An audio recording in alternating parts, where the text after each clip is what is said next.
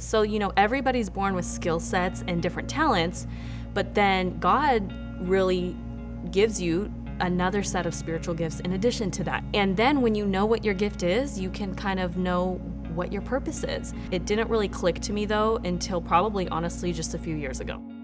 In my 30s, even growing up in the church all my life, hearing Rick Warren talk about the purpose-driven life. There's no coincidence you were born at this time, in this family, in these situations, and in this scenario. And it can be absolutely anything. It can be the most randomest thing, but you do have a purpose. I do have a very severe autoimmune disease. I was diagnosed with it at 25. And it was in 2008, I started to bleed. And so I didn't think anything of it. I went about my crazy corporate job, hustling and trying to work that corporate ladder.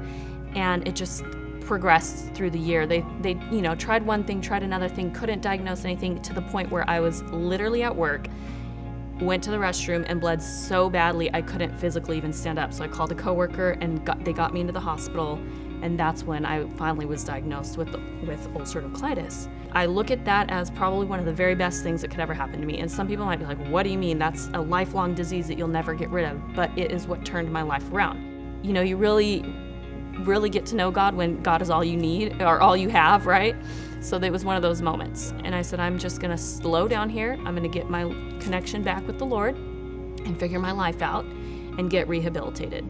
The week I get out of the hospital, the friends decide to put together a beach outing and they bring Phil. And that's the start of it all. We were all there, we met, we chatted, we all hung out. We were playing beach volleyball, and we were playing games and different things like that, and she was kind of joking with me, giving me a hard time, and I'm like, hey, I kind of like this girl, like she's kind of keeping me on my toes. A few days later, I call my best friend and I said, I just cannot get Connie out of my mind. Like her personality, her face, her just how she lights up every time I'm talking to her, just with life. I need to get her phone number. And they give him my number and he just calls and says, I don't know if this is weird or not, but I would just love to get to know you, take you out on a date. And she calls me back, sure enough. And I just thought, why not? Who cares? Why not? And that's the start of the whole thing. And sure enough, about a month after doing that, she just kind of realized that this was something special and something unique and that we were supposed to be together. So when we were dating, he was just hired on at the church that we were going to, kind of like part-time, getting paid like nothing. And they saw something in him and said, we see more than just a worship leader. We see pastoral qualities, characteristics, and we want to train you up. I really felt at that time that was where my journey was heading, that all the other careers and professions that I had gone into, I just didn't feel like that was the passion that drove me to wake up every day and to want to do those things and be in that career in that field. From the beginning, I'd never thought I want to grow up and marry a pastor. I never thought that or, had that as a goal per se. And so I was super supportive. It was kind of rough because I'm on disability, remember, making nothing. And he's making nothing, so how are we going to get married and support, ourselves? And God just used the most crazy ways to get us to where we needed to be. Sure enough, the car gets lemoned. He just called corporate, it was the most easy process. They're like, we want to buy the car back and we're going to give you every payment you've ever made on it and your down payment back, and wrote him a check. And they end up giving me a settlement, and that ends up being the amount of money that I needed, extra. We enter a contest through Hilton to win a $50,000 wedding giveaway. And we go to this huge event with all these people and they announce the winners, Connie Hafker and Phil Sanchez. And we just are like, well, she jumps up and starts screaming and crying, and she's so excited about it. We won the wedding. We got married and we did not want to have kids right away. We wanted to enjoy our time. We did my 30th birthday party, and it was right about that time that we were really gonna start trying. We had kind of talked about it before, but we were like, this is, okay, now we're really not getting any younger. I do have an autoimmune disease. Let's be a little bit wise here with what we're thinking. And it didn't happen. And then it didn't happen again. And then time was going on and it didn't happen again. It was 2016. I was doing the best I've ever done in my job. We had bought our house a few years ago, but we still weren't kind of having the baby. And it kind of took a turn that summer, and everything just started to seriously start to go downhill again with my health. As a husband, as a man, you always want to problem solve, and you always want to be the one that helps them get better or helps them and gives them the solution to their problem. And early on, I realized that that wasn't me, that I wasn't her God, that I wasn't someone that could heal her, that I wasn't someone that had the power in my own strength to give her what she needed for that physical healing. So it literally brought us again to a place of, okay, God, what are you showing us now? What do we do?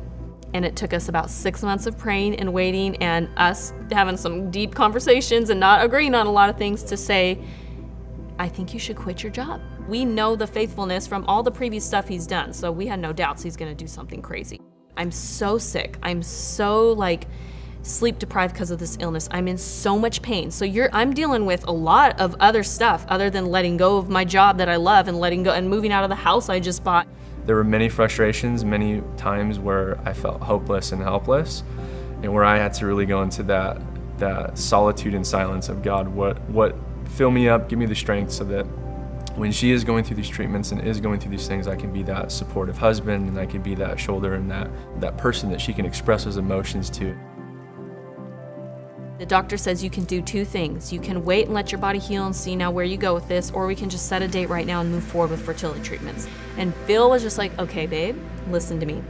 I feel like we need to give it 2 months. He said, if you can give this 2 months, then we'll move forward with whatever you want. So I finally am like, okay, we'll give it 2 months and then we'll move forward.